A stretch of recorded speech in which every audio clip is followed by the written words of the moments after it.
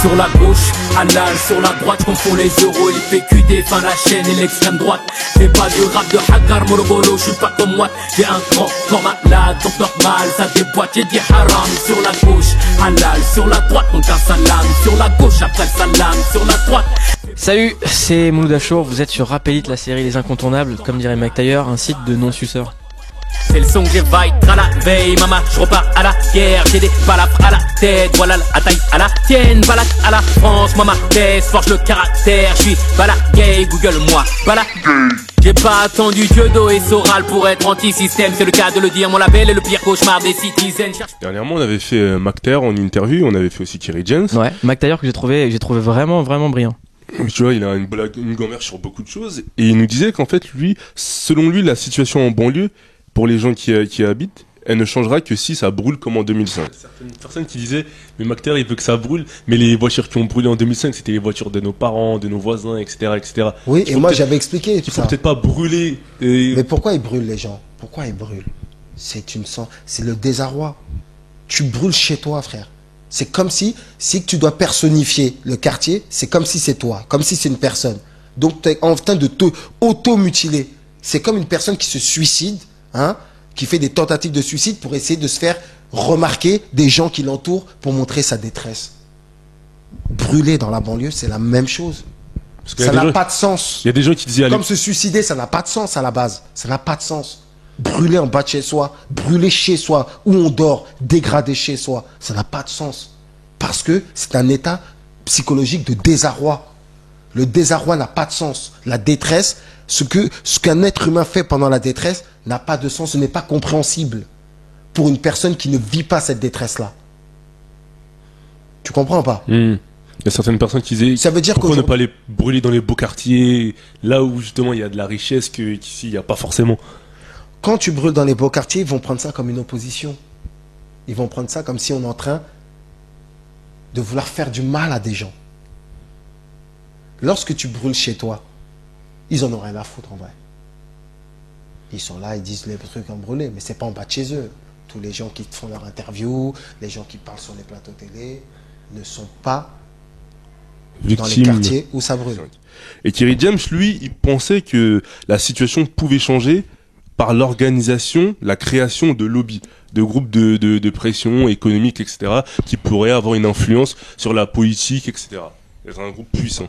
Après, la question de créer un lobby, un groupe de pression, un lobby, moi j'essaie en tout cas, quand je le peux, j'utilise ma force pour aider les miens.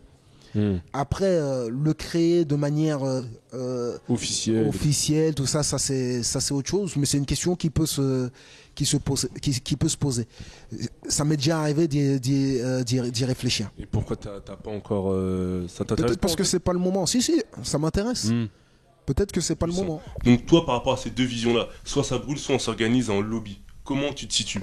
Moi, je me situe ni l'un ni l'autre en fait. C'est que brûler la banlieue, tout ce qu'on va brûler, c'est chez nous. Donc ça va pas aller très loin. À un moment, faut être un peu réaliste, tu vois. C'est-à-dire que le mec qui travaille et qui rentre chez lui, retrouver sa caisse brûlée, ça lui fait pas plaisir. Ce que je lui disais, mais il disait que c'était pour se faire entendre et pour que là, ils prennent enfin conscience. Mais les mecs, ils ont conscience qu'on est dans la merde depuis le temps. C'est prendre enfin conscience, c'est une connerie de dire ça. Les mecs savent qu'on est dans la merde, c'est juste qu'ils s'en foutent de nous. C'est tout.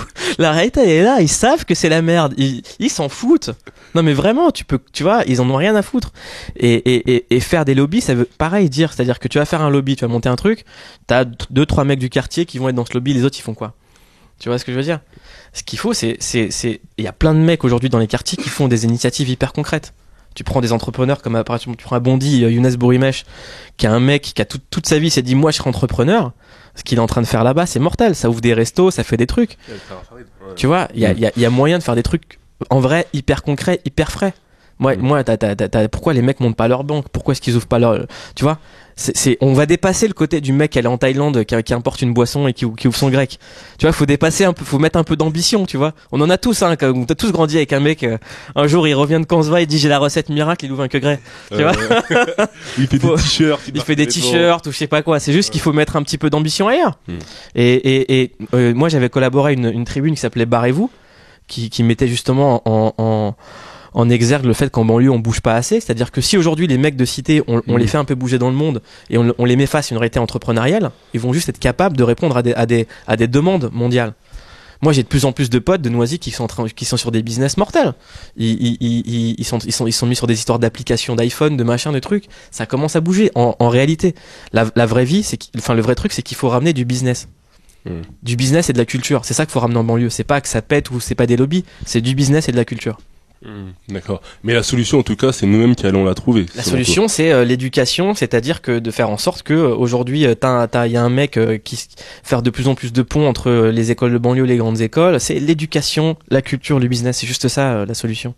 C'est pas brûler, c'est pas des lobbies, c'est juste amener de la force. On va nous respecter quand on sera une force créatrice économique. Et je suis sûr, et c'est en train de venir, que ça viendra par le reste du monde et pas par la France. Que si les mecs de cité arrivent à faire des choses qui concernent le reste du monde et des innovations mortelles, ça reviendra, ça se fera jamais en France. On est plus accepté dans le reste du monde que dans notre pays. Comment t'expliques ça? C'est comme tu disais précédemment, les gens des grandes institutions au pouvoir ne veulent pas voir les gens de banlieue évoluer, ils préfèrent les laisser à leur place. Mais parce qu'on représente rien économiquement et idéologiquement. On est des girouettes. Tu vois, les mecs, c'est des girouettes. C'est-à-dire que pendant 20 ans, ils se sont fait bananer par l'antiracisme et par SOS Racisme et par le PS. Ils se sont fait un peu draguer par Sarko pour les victimes, tu vois, les mecs qui ont pris dans la gueule, ils ont tous voté Sarko. Les super victimes maintenant sont carrément FN, sans problème assumé.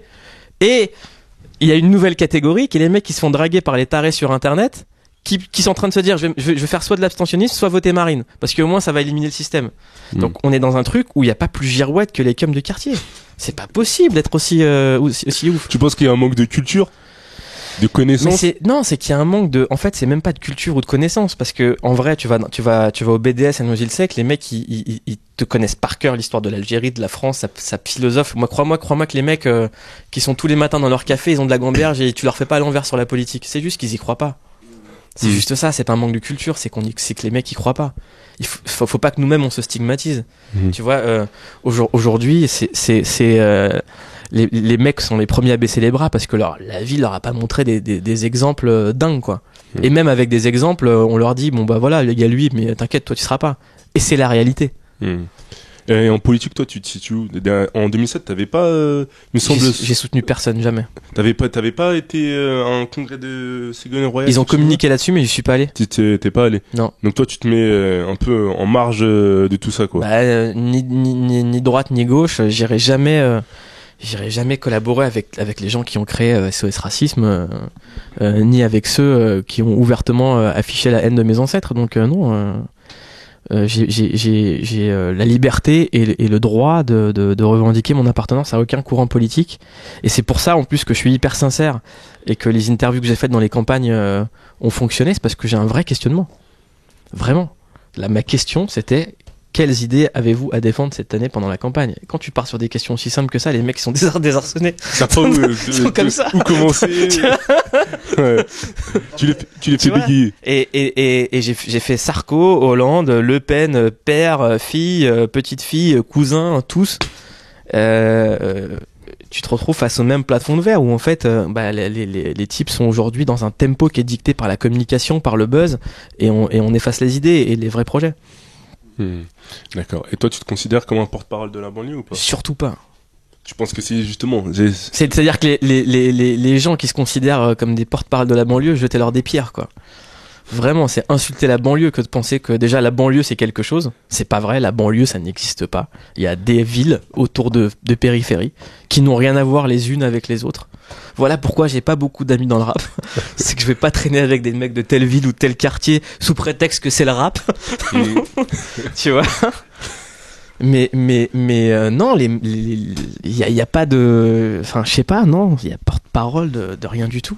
Non, parce que parfois les gens peuvent se dire que t'es quelqu'un qui est issu de la banlieue, de l'immigration, etc. Donc ils se disent que toi t'es une des seules personnes qu'on voit dans le PAF qui représente. Oui, mais sauf que donc ils se disent que peut-être que tu prends. Je fais pas je fais pas une émission sur la banlieue. Tu vois, nous quand on s'intéresse par exemple à Noam Chomsky, il y a son bouquin qui est là.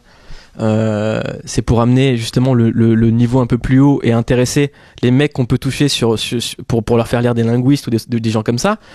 Quand par exemple on invite un linguiste comme Claude Agege, c'est pour faire avancer les choses. Même quand on lui présente le roi Enoch, c'est pour montrer qu'il y a plus de ponts possibles Ouais, bien sûr. entre nos cultures qu'autre chose. Et c'est pour sortir du discours de s'il vous plaît, on existe, il nous faut un porte-parole. Non, c'est se mettre au niveau des vrais intellos. C'est ça qu'on veut aujourd'hui, en vérité. On a plus d'atomes crochus avec un Chomsky, un Claude Agege ou même un Marc Valeur. Aujourd'hui, quand on prend un ouf comme Swagman et qu'on interviewe dans l'émission, on lui donne 4 minutes. Et à côté de ça, il y a 8 minutes face à Marc Valeur, qui est un des plus grands addictologues. Pour raconter quoi ?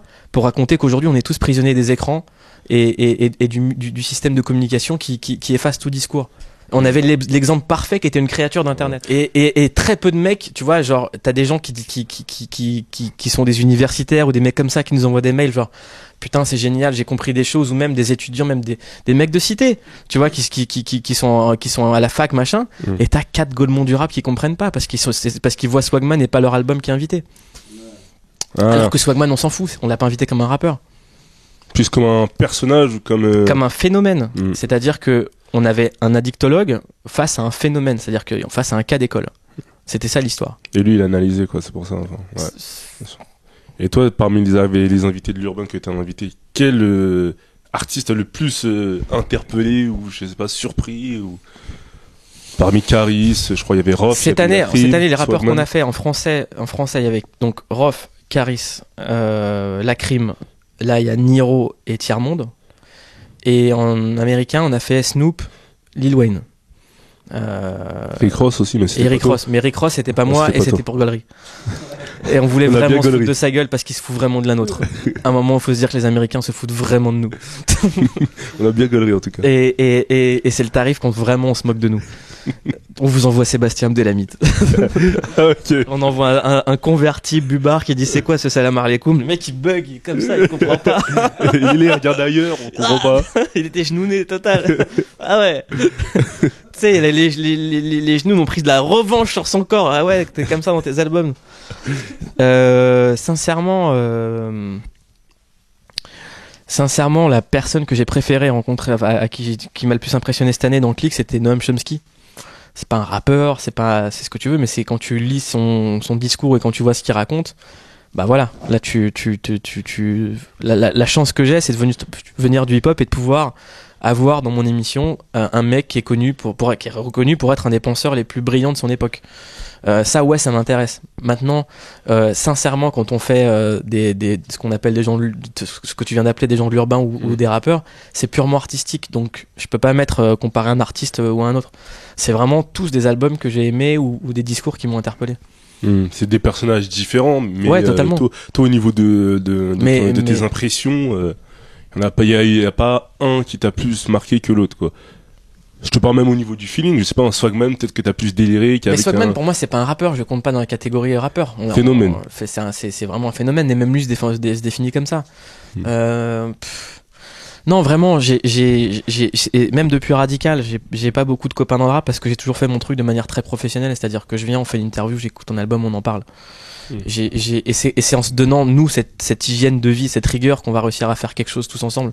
C'est-à-dire que si on sort pas de cette espèce de copinage qui te mène aux maisons de disques, qui te mène aux grosses radios et qui te mène à donner ton yonf, là, on arrivera à faire quelque chose tous ensemble. Moi, j'ai pris le parti, ça y est. Tu m'aimes, c'est pas grave, je suis là, je suis en bas, y a pas de souci. J'ai accepté tout ça. D'accord. Il y a un dernier mot, qu'est-ce que t'écoutes en rap français ou en rap US, toi? En rap français, le dernier truc que j'ai vraiment aimé, c'est l'album de Tiers-Monde.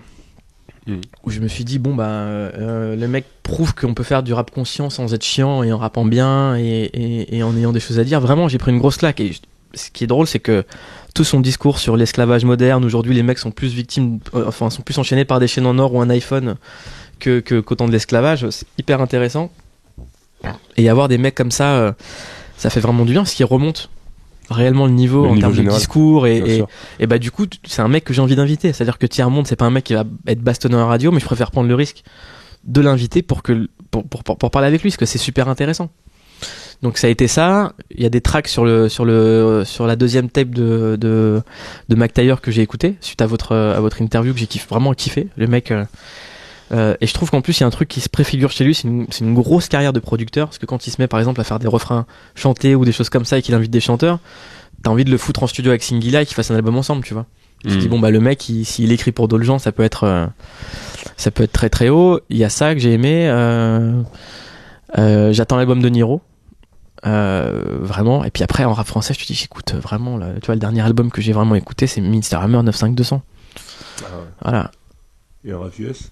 Et en rap US. Et Cross, t'écoutes pas? Ça m'amuse comme ça, tu vois. Mais en rap US, tu vois, je prends des tracks quand je vais les jouer en club. Mais aujourd'hui, je suis incapable de tu vois. Si, il y a Cannibalox qui a ressorti un truc récemment et c'était, ils ont sorti un EP de titres qui était vraiment charmé. Mais je vais plus écouter un album, tu vois. Tu vas prendre un morceau par-ci, un morceau par-là. Ah, toi, écouter des albums entiers, non? En rap US, ouais. Bah les mecs n'en font plus des albums. Ils font des successions de morceaux de club. Ah, donc ça t'intéresse plus, quoi. C'est pas des albums. D'accord. Ok, d'accord. Non, le dernier album consistant en rap US, c'était quoi? Il y avait le ASAP Rocky qui était bien. Ouais. Chance, j'ai bien aimé son album. Après, c'est pas forcément, tu vas pas prendre forcément des gens exposés, en fait. En rap US, si vraiment tu cherches des albums Ouais, je sais. bien consistants, etc., il y aura plus forcément, Il y aura pas, tu vas pas te dire, ouais, là c'est un album. Ouais.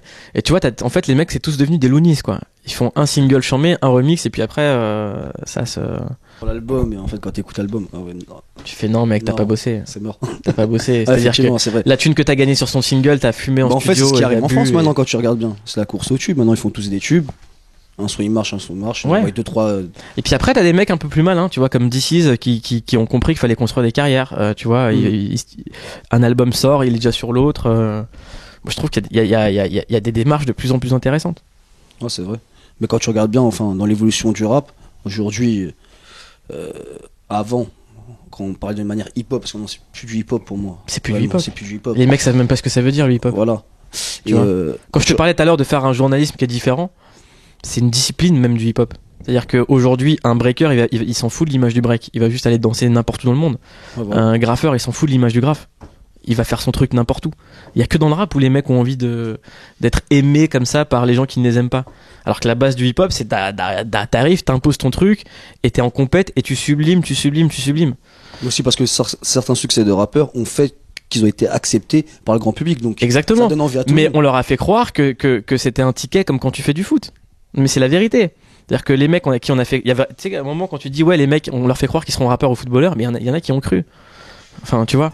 Et tu le vois. Quand la démocratisation des home studios, ça a fait beaucoup de mal au rap. Le mec, c'est un truc de fou. Les mecs se sont tous crus rappeurs parce qu'ils savaient utiliser Pro Tools, quoi. Enfin, c'est chaud. Alors qu'au contraire, t'as des mecs qui ont monté leur home studio et qui n'en ont rien à foutre de tout ça. Tu prends des mecs comme Sazamizi, qui sont des vrais anciens, qui sont là dans le rap, on se connaît depuis le début. On s'est vu à l'époque des mixtapes, des machins et tout. Bah, les mecs, ils sont là par passion. Tu vois, ou même des mecs comme Sean ou des mecs comme ça, c'est des passionnés. Si tu peux parler de rap avec eux pendant 6 heures d'affilée sans problème, parce qu'ils écoutent tout et que tu vois que c'est des amoureux de la musique, mais ils s'en foutent du système, ils font quand même leur truc et voilà. De leur côté, quoi. Ouais. D'accord. Et t'as un dernier mot à ajouter, Mouloud? Regardez Click tous les samedis à midi, peut-être que vous serez moins con. Pour trop de gens, je fais du rap conscient, donc je dois pas faire de ralice même. Mélenchon un rib, Kermond un rib, Kerry un rib, Arcana un rib, Youssouf un rib, Medine un rib.